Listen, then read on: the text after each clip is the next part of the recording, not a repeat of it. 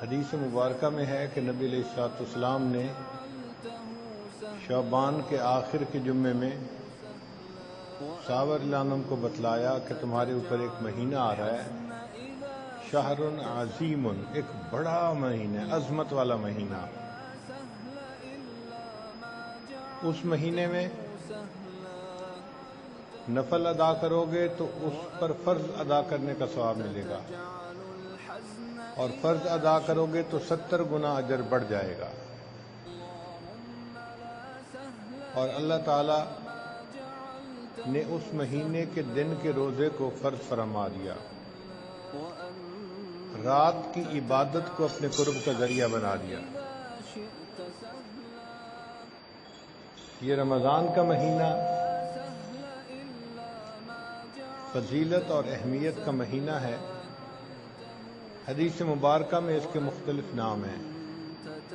اس کو شہر الرحمہ بھی کہا گیا، رحمت کا مہینہ، شہر المغفرہ بھی کہا گیا، مغفرت کا مہینہ، شہر الغفران۔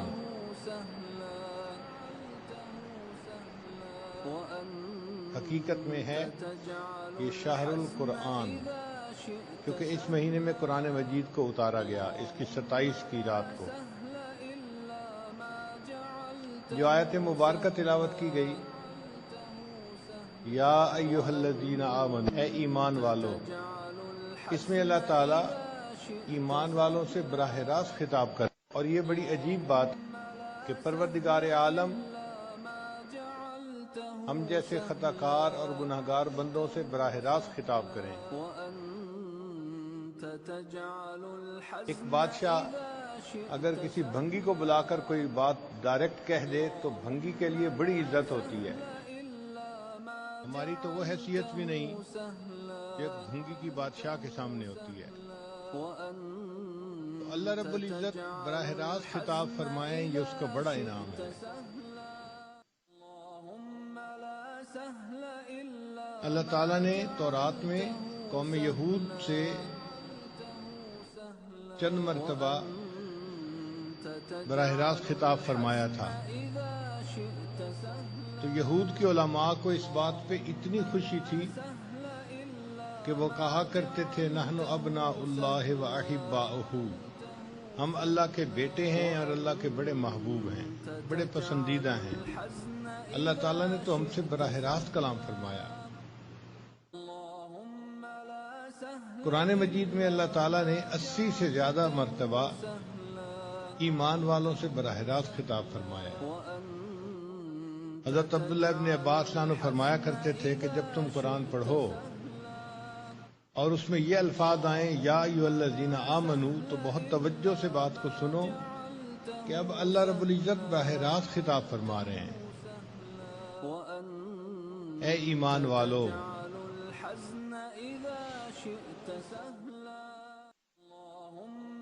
کتب علیکم الصیام، تمہارے اوپر روزوں کو فرض کر دیا گیا،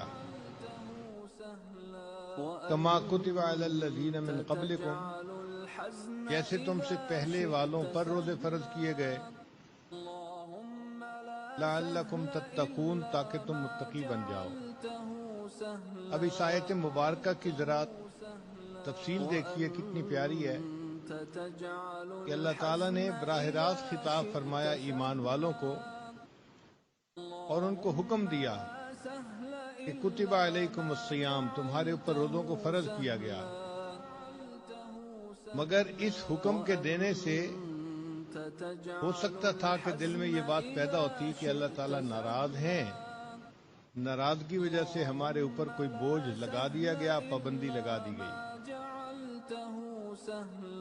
تو وہ جو ڈر تھا اس کو ہٹا دیا گیا، یہ بتا کے کہ کما کتب علی الذین من قبلکم، یہ پابندی صرف تمہارے اوپر ہی نہیں لگ رہی، یہ تم سے پہلے والوں پر بھی پابندیاں لگیں، یہ کنٹینیویشن ہے عبادت کی۔ اور یہ بھی بتا دیا کہ اس کا مقصد تمہیں نعمتوں سے محروم کرنا نہیں ہے، بلکہ مقصد یہ ہے لعلکم تتقون، کہ تم متقی بن جاؤ، یعنی اس کا فائدہ بھی ہمارا ہی ہے۔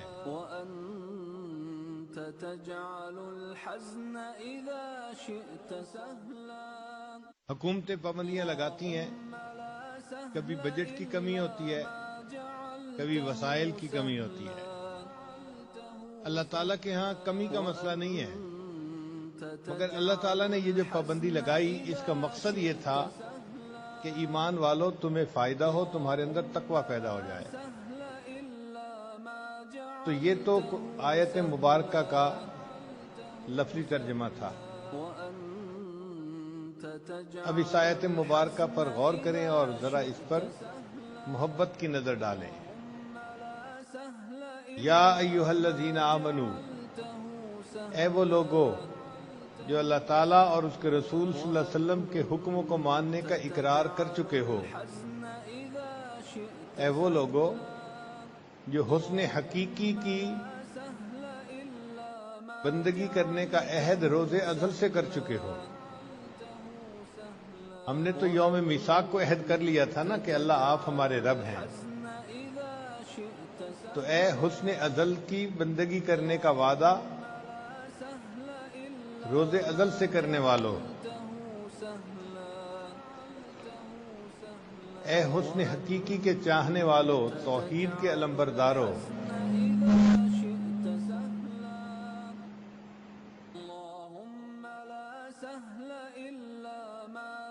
اللہ تعالیٰ کے ساتھ پیمان وفا باندھنے والو، کتب علیکم الصیام، تمہارے اوپر روزوں کو فرض کیا گیا، کما کتب علی الذین من قبلکم، جیسے کہ تم سے پہلے والوں پر یہ روزے فرض کیے گئے۔ دنیا کا دستور ہے کچھ لینے کے لیے کچھ دینا پڑتا ہے، کچھ پانے کے لیے کچھ کھونا پڑتا ہے۔ تو اے بندو، اگر تم اللہ کا وصل چاہتے ہو، اللہ کا دیدار چاہتے ہو، تو تمہیں بھی تو کچھ دینا پڑے گا نا۔ تو کیا دینا پڑے گا؟ 1 مہینہ بھوکا پیاسا رہنا پڑے گا۔ ارے دنیا کے جو نفسانی محبتیں کرنے والے ہیں ان کی زندگیوں کو دیکھو کہ وہ اپنے محبوب کی خاطر کیا کچھ قربان کرنے کو تیار ہوتے ہیں۔ فرحاد ایک عورت کا عاشق تھا اور اس کی خاطر وہ پورے پہاڑ کو کھودنے کے لیے تیار ہو گیا تھا۔ اگر نفسانی محبت والا ایک بندہ پورے پہاڑ کو کھودنے کے لیے تیار ہے، اس کے مقابلے میں 1 مہینہ دن میں بھوکا پیاسا رہنا یہ کوئی اتنی بڑی پابندی تو نہیں ہے۔ اور یہ نہیں کہ اس پر تمہیں کوئی مادی چیز ملے گی، نہ کائنات ملے گی، بلکہ اس پر تمہیں کائنات کے پروردگار کا وصل اور دیدار نصیب ہوگا۔ اس لیے حدیث پاک میں ہے الصوم لی وانا اجزا بہ، روزہ میرے لیے ہے اور روزے کا بدلہ بھی میں آپ ہی ہوں۔ یعنی اللہ تعالیٰ کا وصل نصیب ہوتا ہے روزے دار کو۔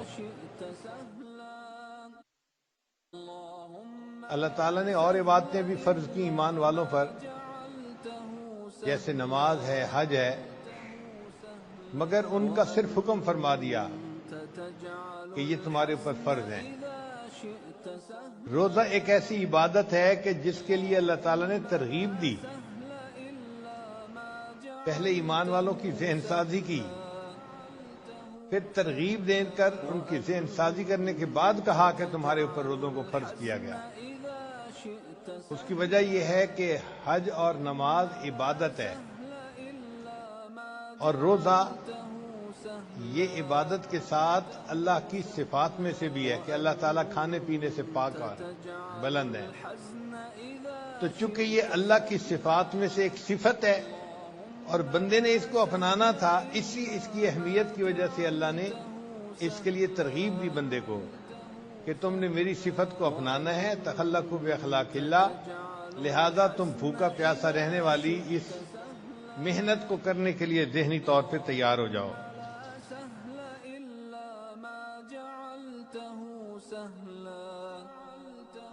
یہ جو خطاب ہے نا ایمان والوں کو، یہ بہت بڑی نعمت ہے۔ آپ غور کریں کہ چھوٹا بچہ اپنے والد کا اگر نام لینا تو اتنا اچھا نہیں لگتا، لیکن جب وہی بچہ ابو کہتا ہے تو والد کے دل پہ اس کا اثر ہوتا ہے، ابو یا امی۔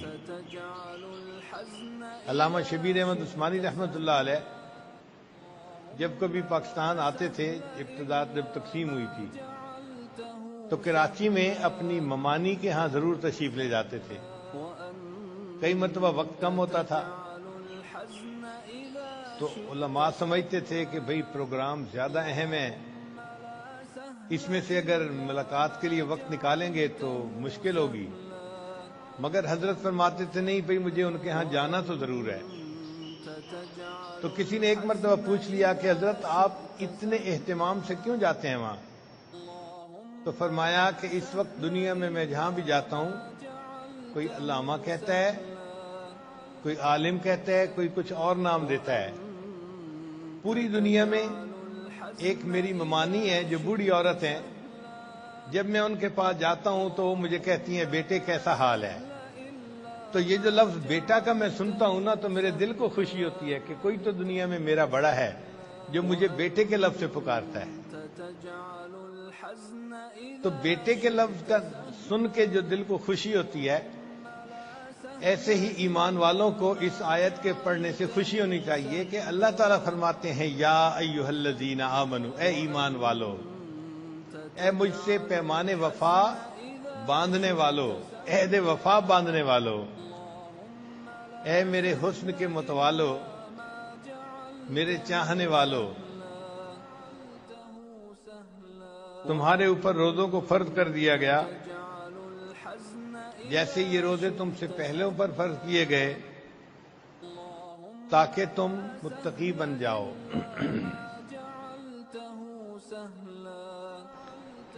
اللہ تعالیٰ کی شان دیکھیں کہ جتنے ادیان دنیا میں آئے سب میں روزے کی عبادت تھی، لیکن سب سے زیادہ کامل عبادت یہ دین اسلام میں تھی۔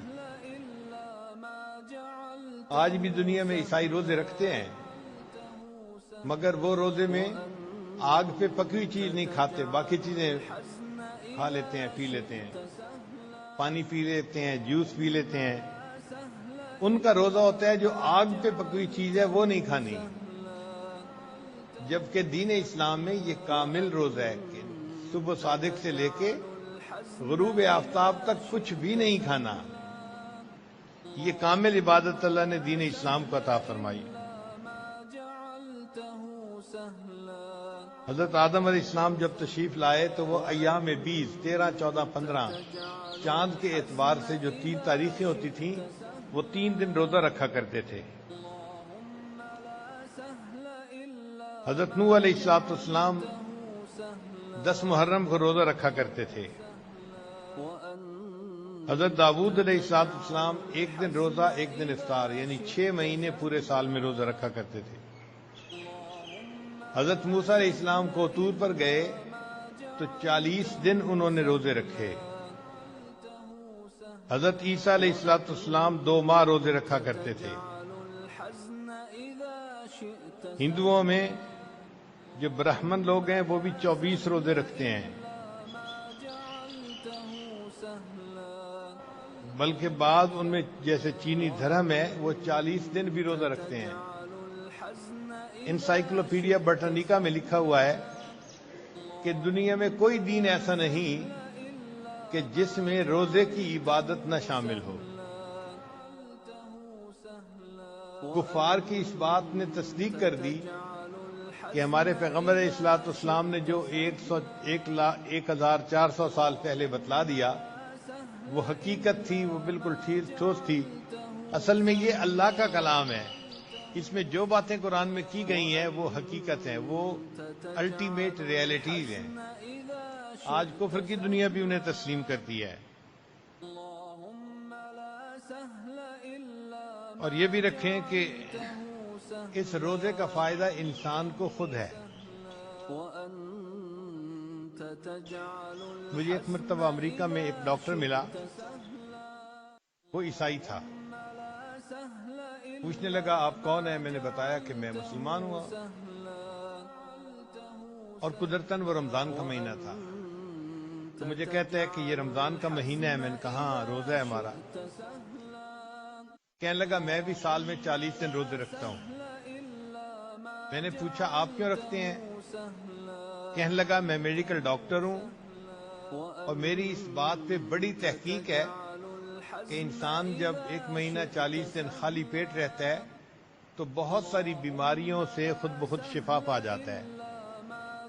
اس شفا پانے کے فائدے کو سامنے رکھتے ہوئے میں اپنی جسمانی صحت کی وجہ سے سال میں 40 دن روزہ رکھتا ہوں۔ تو میں حیران ہوا کہ اندازہ کرو ایک کافر آدمی جسمانی فوائد کو حاصل کرنے کے لیے 40 دن روزہ رکھتا ہے، اور ہمیں تو جسمانی فائدے تو ملیں گے ہی صحیح، ہمیں تو اس کے ساتھ اللہ کی رضا ملے گی، اللہ کا قرب ملے گا، اللہ کا وصل ملے گا۔ تو ہمیں تو شوق سے روزے رکھنے چاہیے، محبت سے روزے رکھنے چاہیے، اور یہ بھی ذہن میں رکھیں کہ یہ کوئی اتنا بڑا بوجھ نہیں ہے کہ جو بندہ اٹھا نہ سکے۔ چند گھنٹے ہی ہیں نا دن کے، انسان سحری میں بھی کھا پی لیتا ہے، پھر افطاری میں بھی خوب کھا پی لیتا ہے، تو درمیان کے چند گھنٹے ہیں جو اللہ کی رضا کے لیے بھوکا پیاسا رہنا ہوتا ہے۔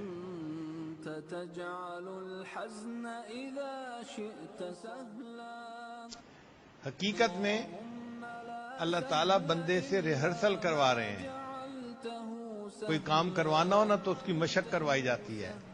اللہ تعالیٰ بھی اپنے بندوں سے مشق کروا رہے ہیں کہ اے میرے بندو، تم نے حرام کو چھوڑنا ہے نا، تم مشق کرو، حلال کو بھی چھوڑو کچھ وقت کے لیے، اور اگر تم 1 مہینے کے لیے حلال کو بھی اللہ کے حکم پہ چھوڑ سکتے ہو تو پھر بقیہ سال حرام کو چھوڑنا کون سا مشکل ہے تمہارے لیے؟ تو ایک ریہرسل کروائی گئی ہے ایمان والوں۔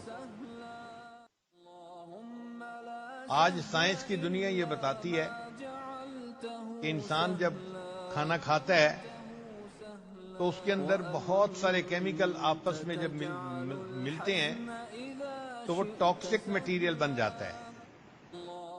اگر پودا جو ہے اس کو یہ مٹیریل ملے تو پودا مر جاتا ہے، یہی مٹیریل انسان کو بھی ملتا ہے، مگر انسان کی صحت پہ اثر پڑتا ہے۔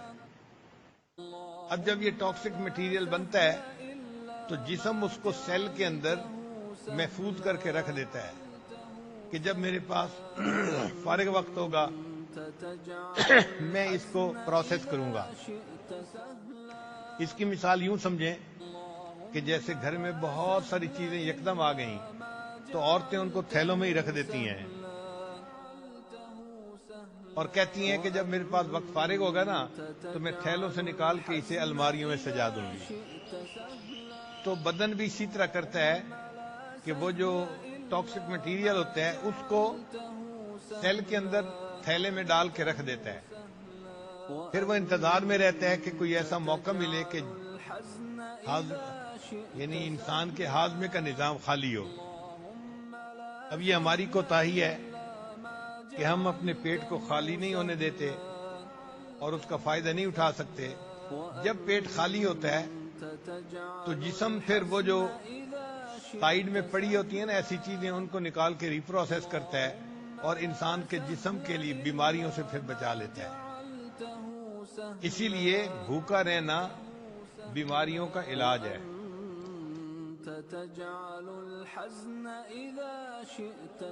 اللہ کی شان دیکھیں، یہ قدرتی نظام ہے۔ جانوروں میں سے جب کوئی جانور بیمار ہو جاتا ہے نا تو کھانا پینا چھوڑ دیتا ہے۔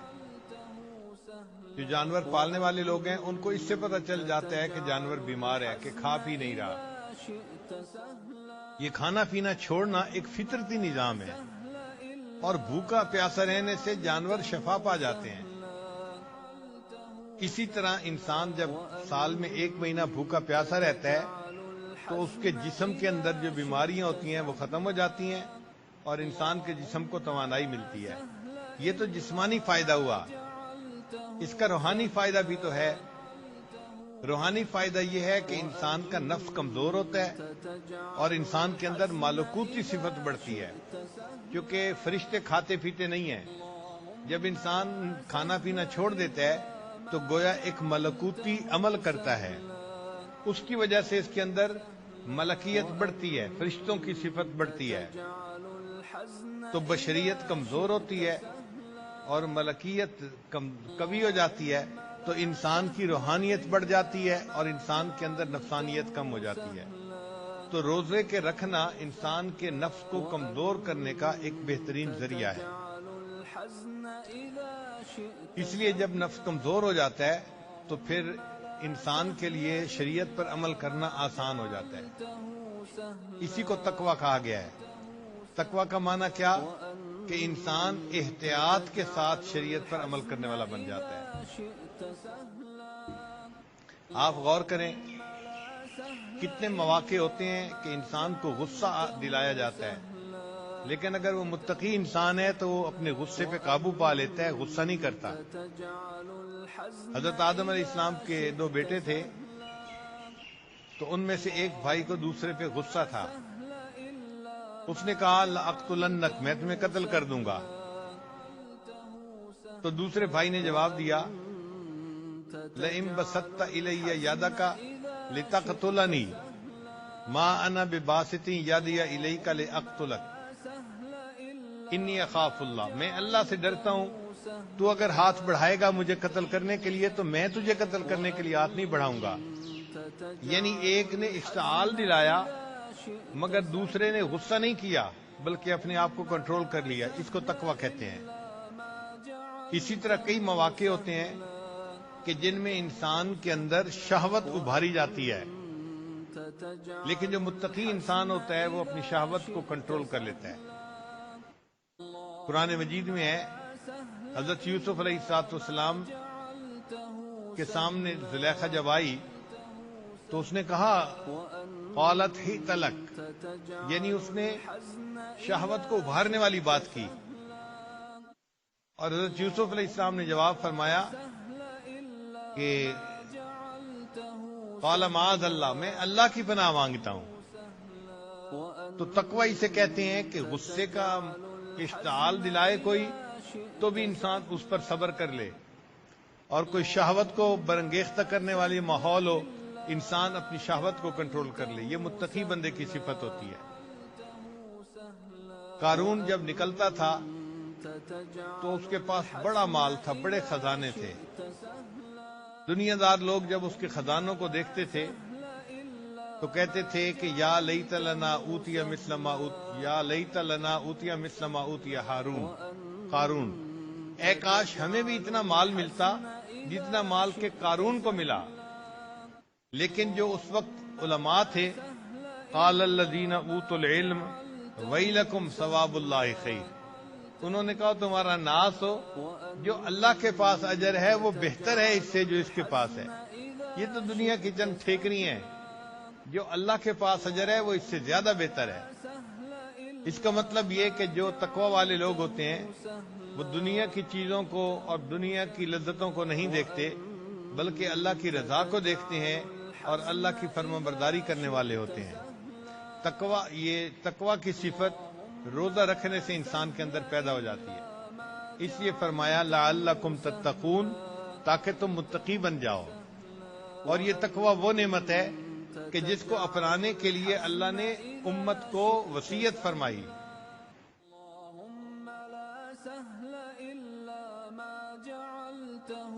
چنانچہ اللہ تعالیٰ ارشاد فرماتے ہیں وَلَقَدْ وَصَّيْنَا الَّذِينَ أُوتُوا الْكِتَابَ مِنْ قَبْلِكُمْ وَإِيَّاكُمْ أَنِ اتَّقُوا اللَّهَ، ہم نے وصیت کی، وصیت کا معنی نصیحت، تم سے پہلے والوں کو بھی اور تمہیں بھی کر رہے ہیں، ان اتقوا اللہ، کہ تم متقی بن جاؤ۔ اب آپ اندازہ لگائیے کہ جس بات کی اللہ تعالیٰ وصیت نصیحت فرماتے ہیں تو اس کا اپنانا ہمارے لیے کتنا ضروری ہے۔ اور یہ تقوی ہمیں حاصل ہوگا روزہ کے رکھنے سے۔ چنانچہ فرض روزے تو بہت خوشی سے رکھیں، اس کے علاوہ بھی روزے ہیں، ہر مہینے ایام بیز کے روزے رکھنے یا ہر ہفتے سوموار جمعرات کو روزہ رکھنا، یہ مسنون روزے ہیں، ان کو بھی شوق سے رکھنا چاہیے نوجوانوں کو، خاص طور پر وہ نوجوان جن کی آنکھیں کنٹرول میں نہیں ہوتی، دل قابو میں نہیں ہوتا، شہوت کے ستائے ہوئے ہوتے ہیں، ان کے لیے روزہ بہت تریاق چیز ہے۔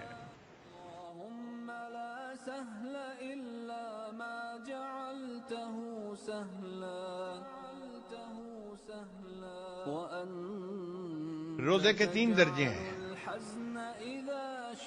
ایک درجہ تو یہ ہے کہ انسان کھانا پینا چھوڑ دے اور وقت بغیر کھائے پیے گزار لے، یہ پہلا درجہ ہے۔ دوسرا درجہ یہ ہے کہ انسان کھانا پینا بھی چھوڑ دے اور جو مختلف اعضاء ہیں جسم کے ان سے گناہ کرنا بھی چھوڑ دے، آنکھ غلط نہ دیکھے، زبان سے جھوٹ غیبت نہ نکلے، تو یہ روزے کا دوسرا درجہ ہے۔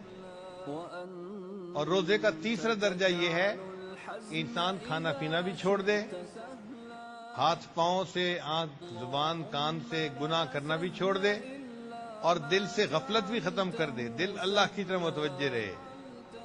تو ایک ہوتا ہے عوام کا روزہ، ایک ہوتا ہے خواص کا روزہ، ایک ہوتا ہے اخص الخواص کا روزہ، جو بڑے خاص لوگ ہوتے ہیں ان کا روزہ۔ تو وہ گناہ سے بھی بچتے ہیں اور اپنے دل کو غفلت سے بھی بچاتے ہیں، پورا دن اللہ کی یاد میں گزار دیتے ہیں۔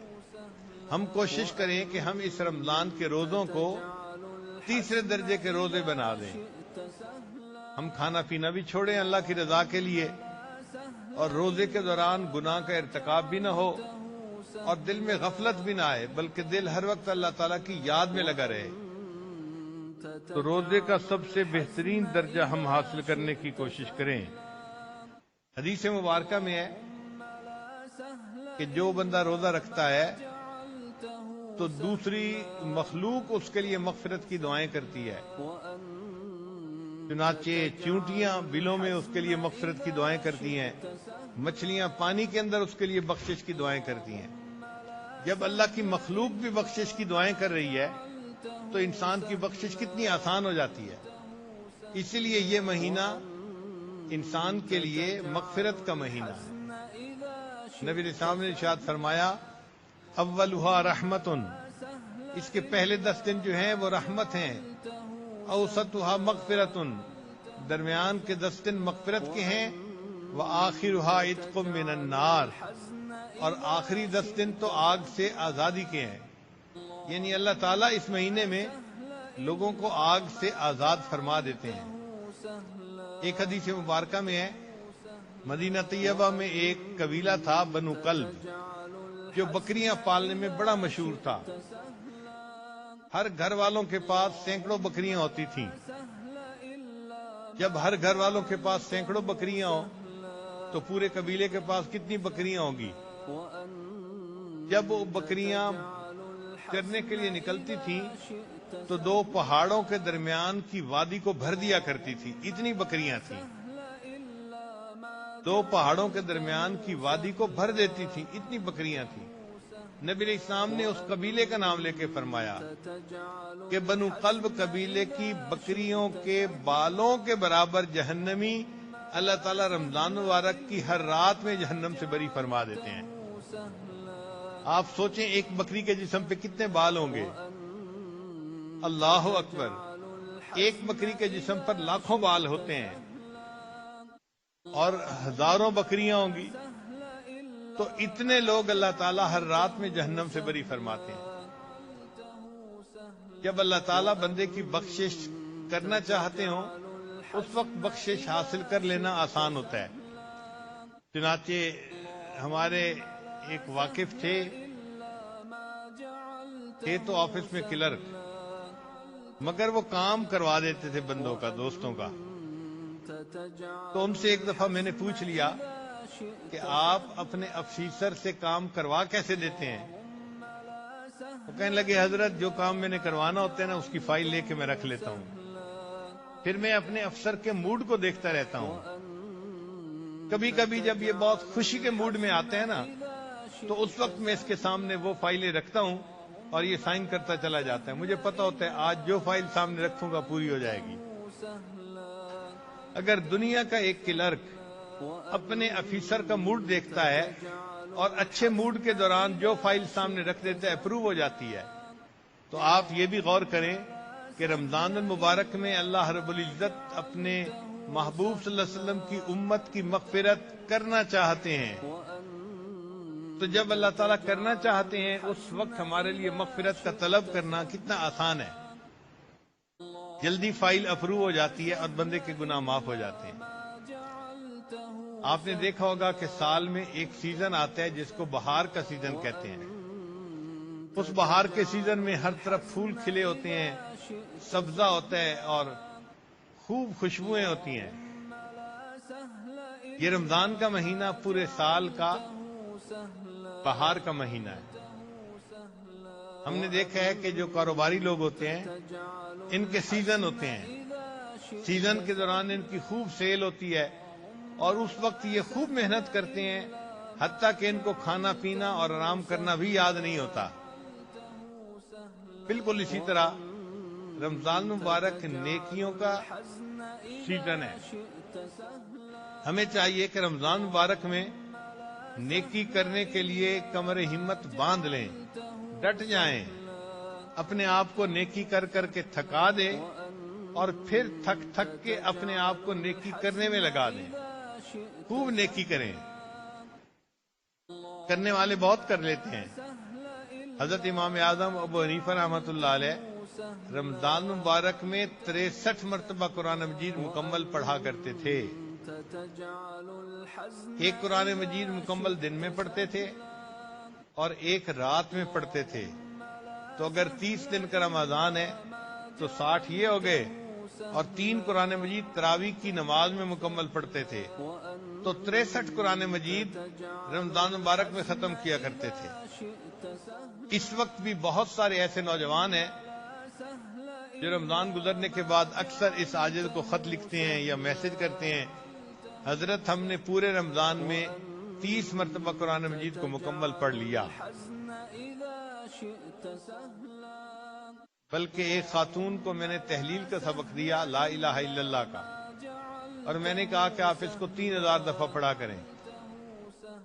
اس نے فون کیا کہ حضرت میرے بچوں کی شادیاں ہو چکی اور میں اب 50 کی عمر میں ہوں، میرے پاس بڑا وقت فارغ ہوتا ہے، آپ مجھے اور عمل بتائیں۔ میں نے کہا آپ 5000 مرتبہ تحلیل کر لیں۔ اس نے 5000 کرنا شروع کر دیا۔ پھر اس نے فون کیا، جی میرے پاس بڑا وقت ہے اور بتائیں۔ میں نے کہا 15000 دفعہ کرو۔ پھر اس نے فون کیا، جی اور بتائیں، وقت بہت ہے میرے پاس۔ میں نے کہا بھئی 20000 دفعہ پڑھ لو۔ بہرحال قصہ کو تھا کہ بڑھاتے بڑھاتے میں نے اس کو بتایا ایک دن میں کہ آپ 40000 مرتبہ لا الہ الا اللہ پڑھا کریں۔ اس نے پڑھنا شروع کر دیا۔ جب رمضان کا مہینہ آیا تو میں سمجھا کہ 40000 رمضان میں تو نہیں پڑھ سکے گی، تو یہ مجھے پوچھے گی کہ اب میں اس کو کچھ کم کر لوں، تو میں کم کر دوں گا تاکہ اس کے لیے آسانی ہو جائے۔ اللہ کی شان، اس نے رمضان کے بعد فون کیا کہ حضرت میں نے روزانہ 40000 مرتبہ تحلیل بھی پڑھی اور میں نے اس رمضان میں 32 مرتبہ قرآن مجید بھی مکمل پڑھ لیا۔ تو کرنے والے لوگ آج کے دور میں بھی الحمدللہ خوب ڈٹ کے عبادت کرتے ہیں، اپنے اللہ کو مناتے ہیں۔ وَفِي ذَلِكَ فَلْيَتَنَافَسِ الْمُتَنَافِسُونَ، بڑھنے والوں کو اس میں قدم آگے بڑھانا چاہیے، خوب اپنے جسم کو تھکانا چاہیے اور خوش ہونا چاہیے اس پہ کہ یہ جسم دنیا کے لیے اتنی مرتبہ تھکا ہے، کتنا اچھا ہوا کہ آج یہ جسم دین کی خاطر تھکا ہے۔ اللہ نے مجھے موقع دیا اپنے جسم کو دین کی خاطر تھکانے کا۔ اور گھبرائے نہیں، روزہ کوئی ایسی چیز نہیں ہے کہ نوجوان آدمی پریشان ہو جائے، آرام سے 10-12 گھنٹے انسان بھوکا رہ سکتا ہے، کوئی اتنا بڑا مسئلہ نہیں ہوتا۔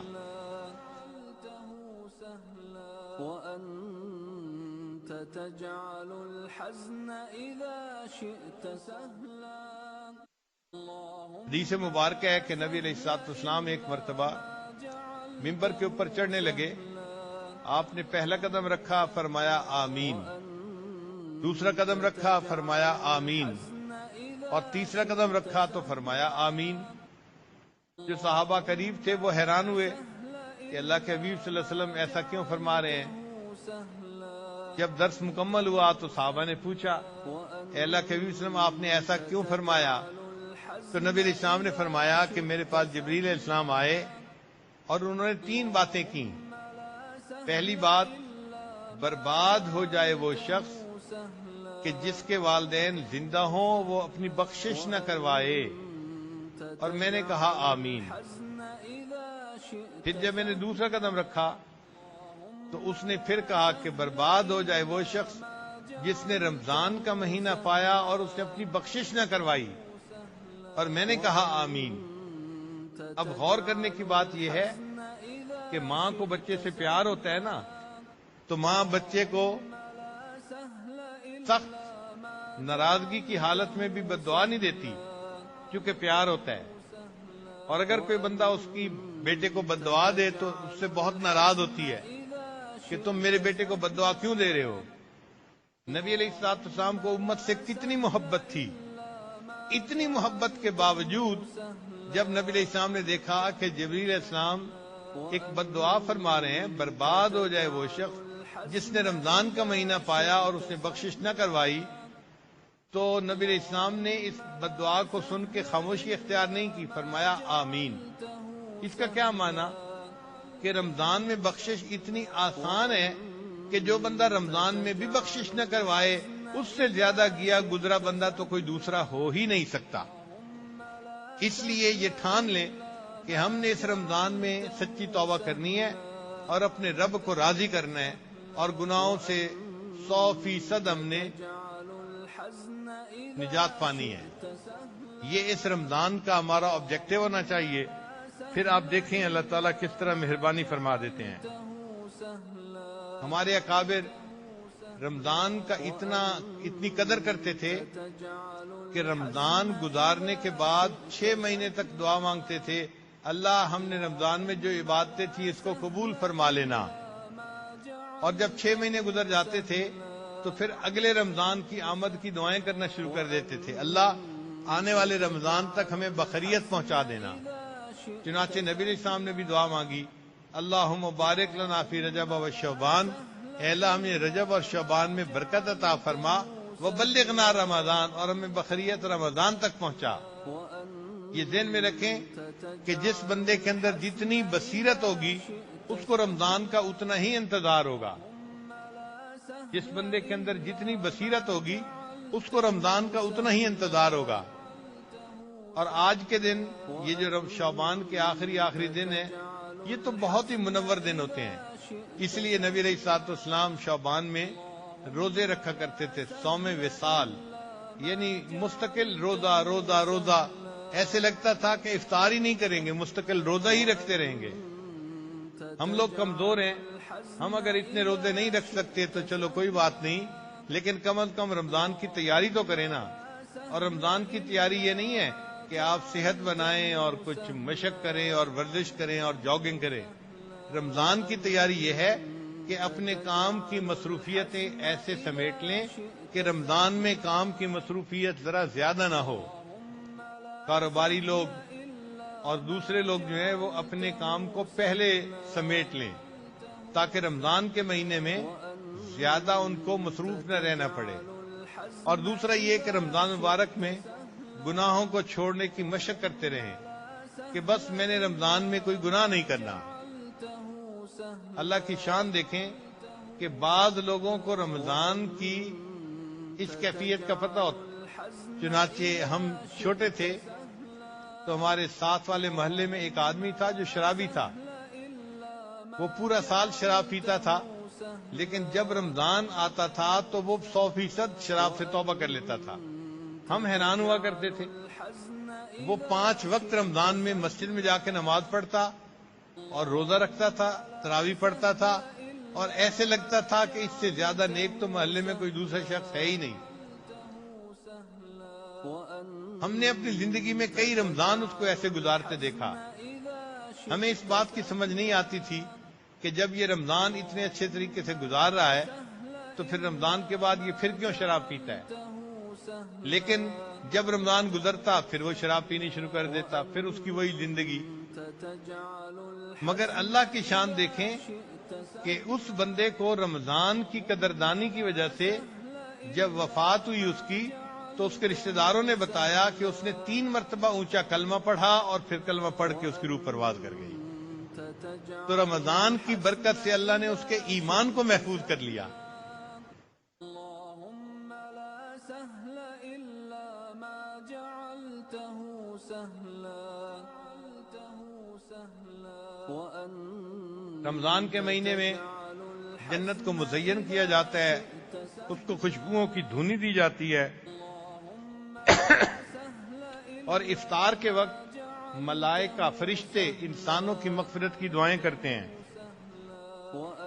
اور حدیث پاک میں ہے کہ خلوف فم الصائم، کہ روزہ دار کے منہ سے جو مہک نکلتی ہے بھوک پیاس کی وجہ سے، اللہ کے نزدیک وہ مشک سے زیادہ بہتر ہوا کرتی ہے۔ اللہ کو یہ بندہ اتنا پیارا، اس کے منہ کی مہک بھی اللہ کے نزدیک مشک سے زیادہ بہتر ہے۔ پھر رمضان مبارک میں جو سرکش شیاطین ہیں ان کو قید کر دیا جاتا ہے۔ تو رمضان میں اگر انسان کوئی گناہ کرتا ہے تو یا تو وہ جو شتونگڑے ہیں وہی اس کو گناہ کروا دیتے ہیں، یا اس کا اپنا نفس جو ہے اس کے اندر شیطانیت آ جاتی ہے جس وجہ سے وہ گناہ کرتا ہے، ورنہ رمضان میں گناہوں سے بچنا آسان ہوتا ہے۔ اللہ کی کتنی رحمت ہے کہ شیاطین کو قید کر دیا جاتا ہے تاکہ یہ ہمارے روزوں کو خراب نہ کر سکیں۔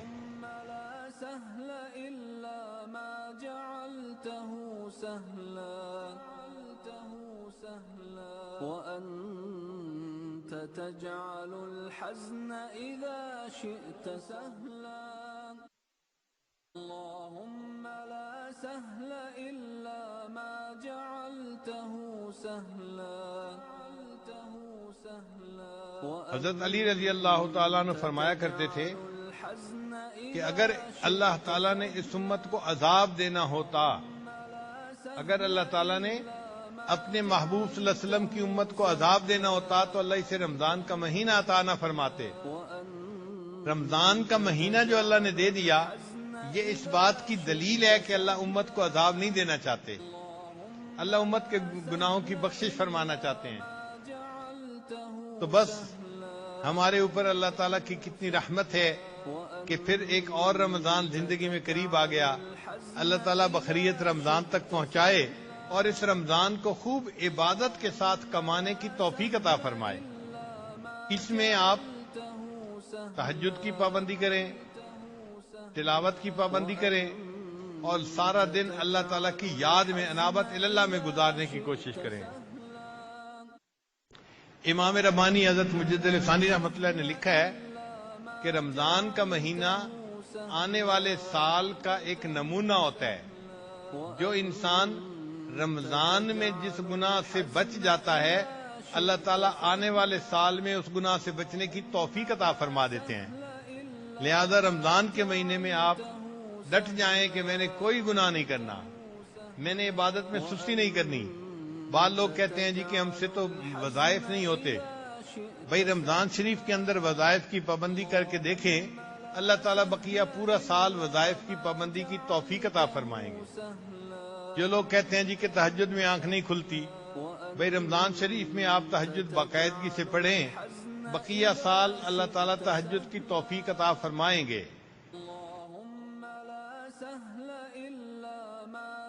چنانچہ علماء نے لکھا ہے کہ حضرت یوسف علیہ السلام 12 بھائی تھے، 11 کوكبا، 11 ستارے اور 12ویں یوسف علیہ السلام، تو 12 بھائی تھے، مگر اللہ تعالیٰ نے یوسف علیہ السلام کی وجہ سے 11 بھائیوں کی توبہ کو قبول کر لیا تھا۔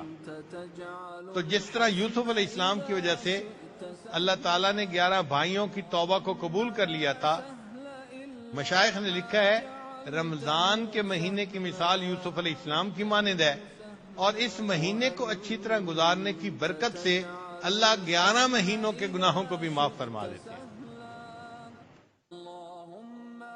اور یہ ہمدردی اور غمگساری کا مہینہ ہے، چنانچہ رمضان کے مہینے میں ہم دوسروں کے ساتھ ہمدردی اور غمگساری کریں۔ نبی علیہ السلام نے فرمایا اگر کوئی بندہ دوسرے کو ایک گھونٹ پانی پلا دے گا تو اس کو بھی روزہ رکھنے کا ثواب مل جائے گا، اور روزہ رکھنے والے کے ثواب میں سے کچھ کم نہیں کیا جائے گا۔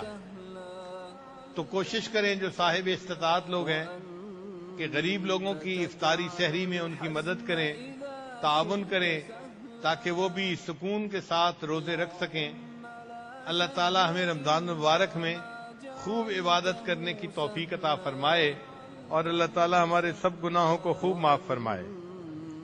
چنانچہ حدیث مبارکہ میں ہے کہ صیام جو ہے وہ صرف کھانا پینا چھوڑنے کا نام نہیں، انما الصائم من اللغو والرفث، انما الصیام، روزہ جو ہے وہ لغو باتوں سے پرہیز کرنے میں اور جو بے حیائی کی باتیں ہیں ان سے پرہیز کرنے کا دوسرا نام روزہ ہے۔ تو رمضان میں اپنی نگاہوں کی حفاظت، زبان کی حفاظت، شرمگاہ کی حفاظت، تاکہ ہمارا روزہ صحیح معنوں میں روزہ بن جائے اور ہمیں اس کے بدلے اللہ کا وصل اور اللہ کا دیدار نصیب ہو جائے۔ اور اس میں ایک عجیب نکتہ اور ہے کہ اللہ تعالیٰ نے روزے کا اجر اپنے ذمہ لے لیا کہ باقی اعمال کا اجر تو فرشتے لکھ دیں گے، روزے کا اجر میں دوں گا۔ روزے کا اجر اللہ دیں گے تو کیا مانا کہ جس بندے کے روزے قبول ہو گئے وہ بندہ جہنم میں نہیں جا سکتا، چاہے اس کے گناہ جتنے بھی ہوں گے، چونکہ اجر اللہ نے دینا ہے۔ تو ایسا تو ہو نہیں سکتا کہ اللہ تعالیٰ اجر دیں اور وہ اجر اس کے گناہوں سے تھوڑا ہو۔ بھئی دینے والا تو پروردگار ہے نا، تو پروردگار کو تو پیچھے کوئی کمی نہیں نا بجٹ کی کہ اس کو اتنا دے سکتے ہیں، اس سے زیادہ نہیں دے سکتے۔ جب اللہ نے اجر دینا ہے اس کا معنی یہ کہ اللہ اس کو اتنا اجر یقیناً دیں گے کہ جو نیکی اس کے گناہوں سے زیادہ ہوگی اور وہ بندہ یقیناً جنت چلا جائے گا۔ اس لیے رمضان کا مہینہ اپنے گھر میں اچھی طرح گزارے۔ اگر کوئی بے نمازی بھائی ہے تو اس کو نماز کی ترغیب دیں، رمضان کی ترغیب دیں۔ کوئی عورت رمضان کے دنوں میں سستی کرتی ہے تو اس کو بھی ترغیب دیں کہ بھئی رمضان کا مہینہ ہمیں بہت اہتمام کے ساتھ گزارنا چاہیے تاکہ اس کے بدلے اللہ ہماری بخشش فرما دے۔ اللہ تعالی ہمیں پابندی کے ساتھ عبادت کرنے کی توفیق عطا فرمائے اور ہمیں نیکی پر اللہ استقامت عطا فرمائے۔ اللهم لا سهل إلا ما جعلته سهلا وأنت سر جس پہ نہ جھک جائے اسے در نہیں کہتے، سر جس پہ نہ جھک جائے اسے در نہیں کہتے، ہر در پہ جو جھک جائے اسے سر نہیں کہتے۔ تو ہم ہر خواہش کے آگے گھٹنے نہ ٹیکیں بلکہ اللہ کے سامنے اپنے سر کو جھکائیں اور اللہ ہی کو اپنا معبود بنائیں۔ اللہ تعالی ہمیں سچی جو ہے اخلاص کے ساتھ رمضان مبارک کی گھڑیاں گزارنے کی توفیق عطا فرمائے۔ جو بچیاں یا جو لوگ علماء طلباء ترجمہ قرآن یا درس قرآن میں رمضان شریف کا وقت گزاریں گے یہ خوش نصیب لوگ ہیں کہ ان کا وقت قرآن مجید کے تعلیم و تعلم میں گزرے گا۔ خیرکم من تعلم القرآن وعلمہ، تم سے سب سے زیادہ بہتر وہ ہے جو قرآن سیکھے اور سکھائے۔ اور جو حفاظ ہیں وہ کوشش کریں کہ رمضان مبارک میں قرآن مجید تراویح میں ضرور پڑھیں۔ جن نوجوانوں کو قرآن پاک اچھی طرح یاد نہیں ہوتا وہ گھبراتے ہیں کہ نہ سنانا پڑے اور رمضان گزر گیا، یہ فائدہ نہیں، یہ نقصان کی بات ہے۔ کوشش کریں کہ دور کریں، دہرائیں اور رمضان شریف میں تراویح میں سنائیں۔ مسجد میں سنائیں تو بہت اچھا، ورنہ فرض نماز مسجد میں پڑھیں اور گھر میں کسی اور جگہ پر کسی اور حافظ صاحب کو پیچھے کھڑا کر کے قرآن سنائیں تاکہ قرآن کی تلاوت نماز کے اندر ہو سکے۔ ایک مرتبہ الحمد سے لے کے والناس تک قرآن مجید کو نماز کے اندر پڑھنا، تراویح کے اندر پڑھنا، یہ بہت اہم ہے۔ اس سے پھر برکت رہے گی اور اللہ تعالیٰ قرآن مجید کا فیض آپ کی آگے نسلوں میں جاری و ساری فرما دے گا۔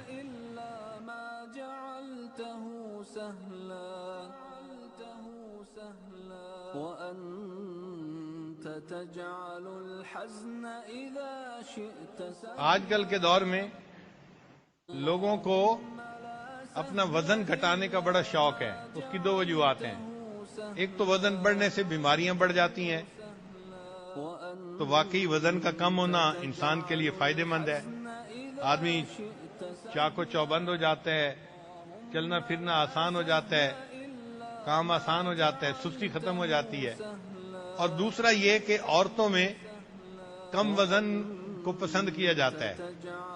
تو عورتیں چاہتی ہیں کہ ہمارا وزن کم سے کم ہو تاکہ مردوں کی نظر میں، خامدوں کی نظر میں ہم خوبصورت رہیں. لہذا ایک خبط ہے ڈائٹنگ کا. سارا دن لڑکیاں بھوکی رہتی ہیں تاکہ وزن گھٹ جائے. وزن گھٹانے کے لیے فقط ڈائٹنگ کرنے کی کیا ضرورت ہے؟ روزے رکھنے کی کوئی ترتیب بنانی چاہیے. روزے رکھنے کی ترتیب بنا لیں. اگر ایک دن روزہ ایک دن افطار تو ماشاءاللہ خود بخود وزن بھی کنٹرول ہو جائے گا.